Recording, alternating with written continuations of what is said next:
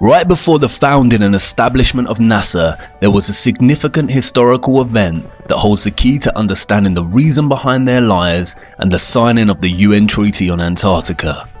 But before looking at this event, it is necessary to examine the theory of the Big Bang, and any historical reference to such a phenomena before the theory was established in 1929 by Edwin Hubble, who was influenced by the work of Albert Einstein and Georges Lemay. When tracing the beliefs and theories on the origins of the world we inhabit through history, I discovered various creationist tales, primarily of similar nature to the Abrahamic view of creation. I also encountered various works of philosophers and scientists such as Aristotle, Immanuel Kant, Johannes Kepler and Isaac Newton that proposed a theory of the infinite nature of the universe. There is one text, however, that predates all of these ideas. The Kabbalah, a tradition of Jewish mysticism that can be dated back to 13th century BC, 1,000 years before Aristotle lived. In traditional understanding, it is said to originate from the time of Eden. The Kabbalah's account of the origin of the earth and universe is a complex one, but the summary of its vision can be understood through its concept of Ein Sof, which translates to unending or infinity. The Kabbalah lays out its origin story as such. In the beginning, the Ein Sof withdrew into itself, creating an empty space or vacuum, within which the forces of Din began to take on an independent life. The contraction of the Ein Sof thus resulted in a purging of the harsh dross, which contained all elements of potential evil from the being of God. The empty space thus contained the forces of Din and a remnant, the Reshimu, or impression of the divine light. At this point, the Ein Sof emanated a ray, which is represented in the first letter of the Tetragrammaton. This ray worked to organize the opposing forces that now filled this space. The opposing forces were together in a vessel no bigger than a tiny spark. This ray caused a shattering of the vessel and formed the planets and brought into manifestation the primordial man.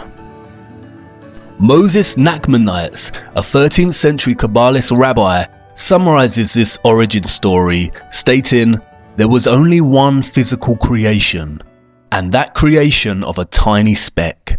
As this speck expanded out, this substance, so thin it has no essence, turned into matter as we know it." This is strikingly similar to what we have come to know as the Big Bang. Universe Today provides a succinct summary of the Big Bang. The Big Bang hypothesis states that all of the current and past matter in the universe came into existence at the same time, roughly 13.8 billion years ago. At this time, all matter was compacted into a very small ball with infinite density and intense heat called a singularity. Suddenly, the singularity began expanding and the universe as we know it began. This is the same story. Both present the idea that in the beginning there was a vacuum, and then a small speck appeared, and from there began the expansion of matter, forming the planets and the world we know today. The only difference is the Kabbalah is written in a mythological discourse and the Big Bang is constructed in scientific discourse. But stylistic language choices aside, it appears that the Kabbalah had worked out the origins of the universe a long time before Einstein, Hubble and others. This leaves us with two conclusions from this discovery. 1. Contemporary Big Bang theory has proven the Kabbalah and its teachings. All people who believe in this theory should seek out the Kabbalist rabbi to learn more about what they believe. Or 2. Contemporary Big Bang theory was stolen from the Kabbalah, in which case neither is correct and it is all a big lie. I will return to this origin story shortly, but before I do, it is essential that we look at some of the esoteric teachings of the Kabbalah. Kabbalah in Hebrew means to receive or to orally receive. The secret, esoteric teachings of its mysticism were orally taught, written in codes, numerologies and symbols. Symbolism and numerology are especially important in Kabbalistic mysticism.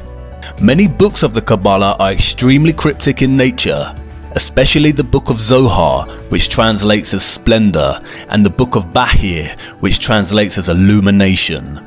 Both texts have been deemed to be coded with gematria, which is a form of numerology where letters have corresponding numbers.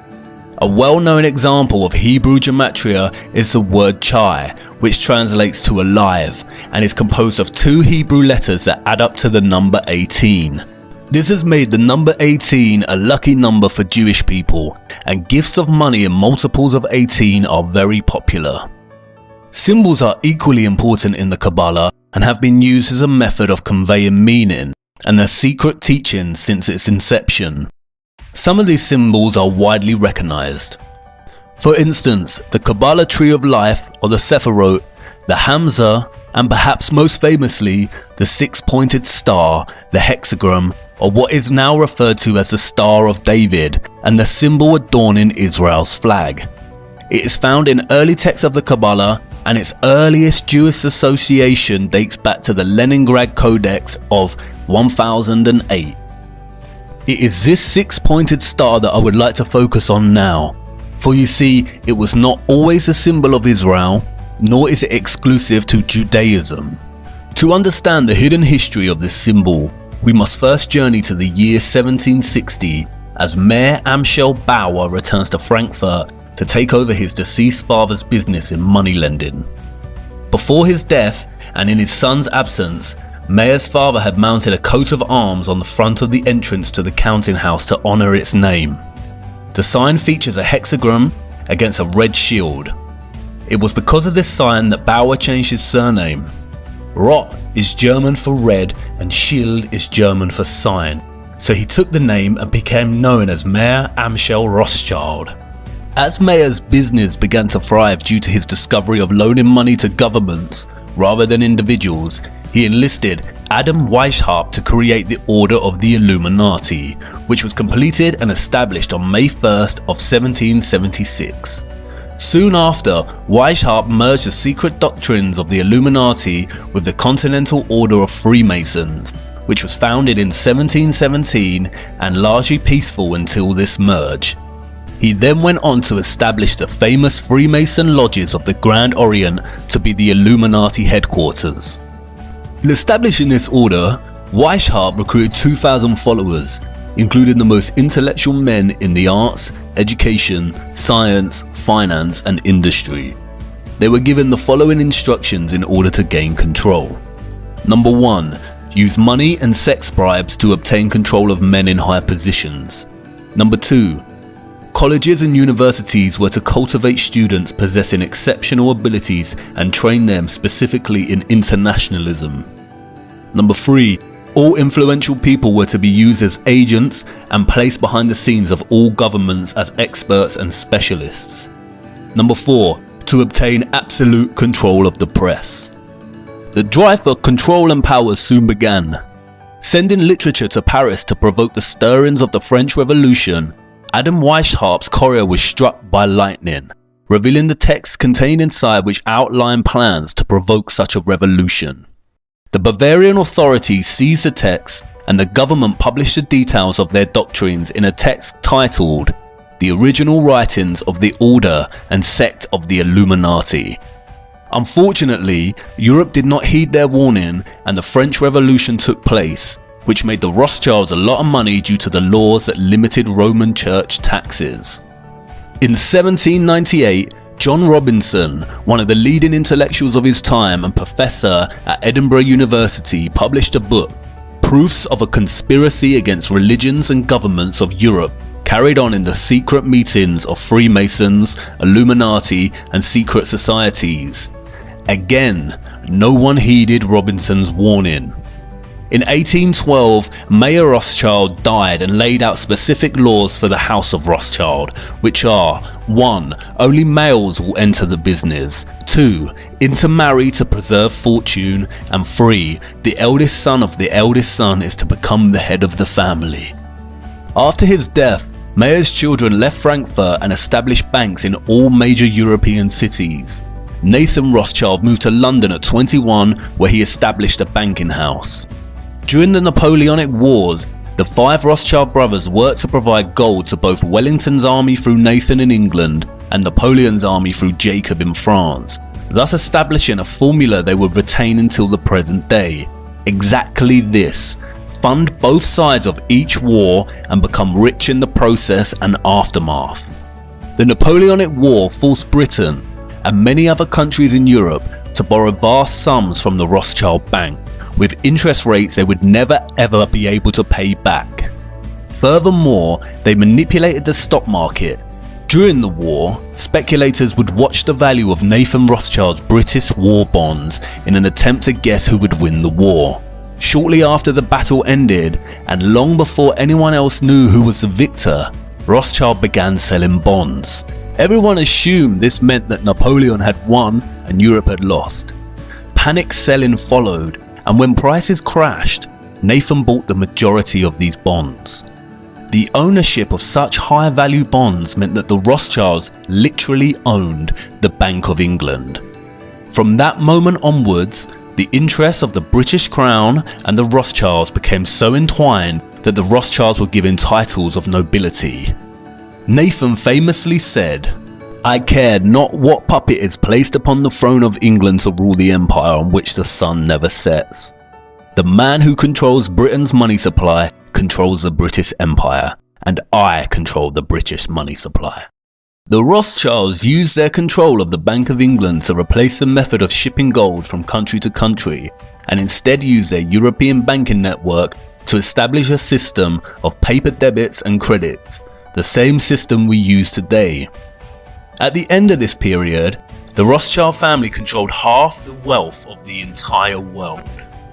During the 19th century, the Rothschilds took control over the financial operations of the Catholic Church worldwide and began setting up their banks in the United States. They also began to gain control in other areas of industry. In 1862, the Rothschilds used one of their own, John D. Rockefeller, to form an oil company called Standard Oil, which went on to dominate all competition and was funded to prominence by the Rothschilds. The Rockefellers would go on to lead oil, establish Big Pharma, and own all the major education systems, colleges in the United States. The Rothschilds' power and influence grew through the tentacles of each industry as planned with the establishment of the Illuminati. Towards the end of the 19th century, and before establishing their major dominant banking presence in the United States, the Rothschilds founded the Zionist Congress to promote Zionism, a political movement with the sole aim of moving all Jews into a singular Jewish nation state, and arranged its first meeting in Munich.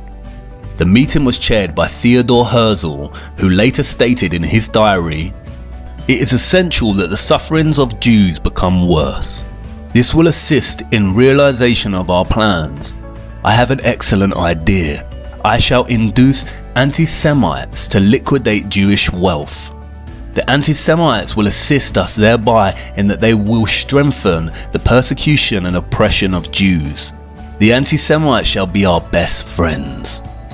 The youngest son of Jacob Rothschild also visited Palestine during this time and supplied funding to establish the first Jewish colonies there. The Rothschild plan to establish Israel and its own Rothschild-owned country was underway, but it would not be until many years later that that plan came to fruition. Notice the hexagram on the flags at the Zionist Congress. In 1910, plans were underway in the United States to set up the Rothschild centrally owned bank, the Federal Reserve. The plans for a United States central bank were met with strong opposition from some of the wealthiest figures of the time.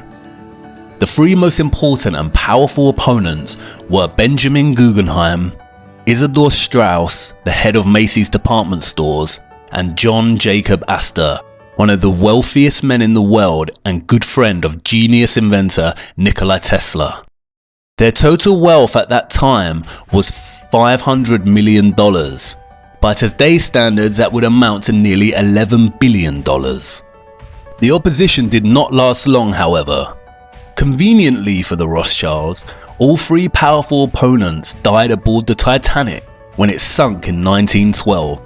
Coincidentally, it was the Illuminati puppet J.P. Morgan who funded and built the Titanic and who was also extremely keen to establish the Federal Reserve. He cancelled his ticket on the Titanic at the last minute.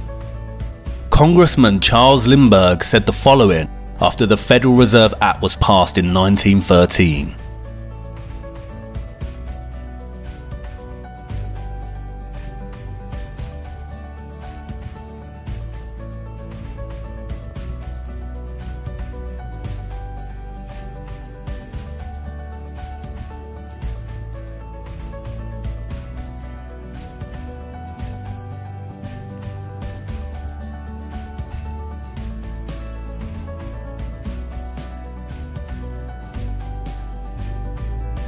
The last part of this statement is especially important. From now on, depressions will be scientifically created. Like two con men working a mark, the Fed made credit easy while establishment newspapers hyped what riches could be made in the stock market. Federal Reserve meant that the dollar could now be printed outside of the government's control. It would be used to drive economic war and depressions and was the perfect machine for eternal debt. Abraham Lincoln fought against the establishment of this method and began printing his own debt-free money, what was termed greenbacks, during the American Civil War. Similarly, JFK signed an executive order which returned the US government the power to issue currency, bypassing the Rothschilds' own Federal Reserve.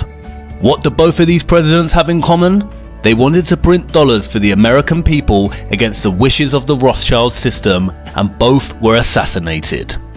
During World War I, we see the same Rothschild war formula play out.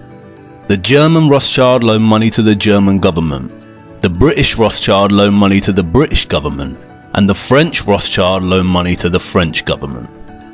During the war, and while Britain is considering Germany's offer of armistice, Louis Brandeis, the elected leader of the Executive Committee for Zionist Affairs, sends a Zionist delegate from America to Britain, with the promise to bring America on the side of the British, provided the British agree to give the land of Palestine to the Rothschilds.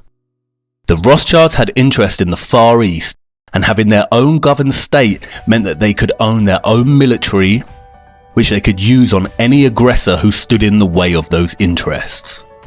In light of this, the British Foreign Secretary, Arthur James Balfour, drafted a letter which became known as the Balfour Declaration, to none other than dear Lord Rothschild.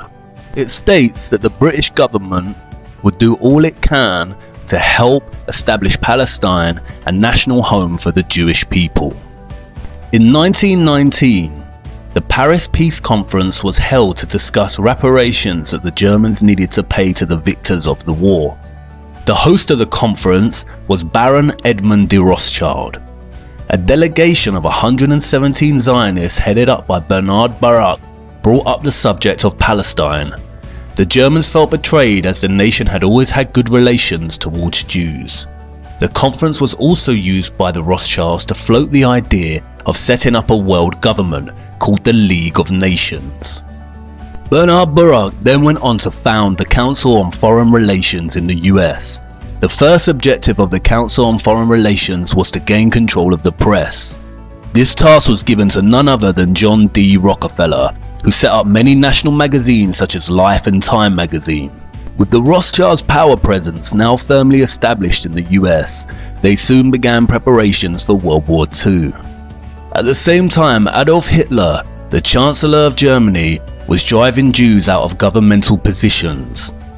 A Rothschild puppet, Samuel Untermyer, the head of American delegation and blackmailer of President Roosevelt, called for all Americans to destroy German-made products, and thus began a large propaganda campaign. Once the effects of this boycott began to be felt in Germany, the Germans, who had demonstrated no violence towards the Jews up to this point, simply began boycotting Jewish stores in the same way the Jews had done to stores selling German products in America.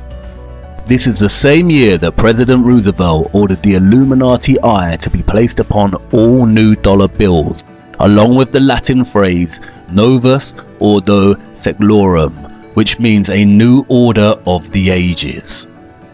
1 year later, Swiss banking secrecy laws were reformed, and it became an imprisonable offence for any bank employee to violate bank secrecy. This is all in preparation to cover the trace of the Rothschilds as they fund both sides of the war.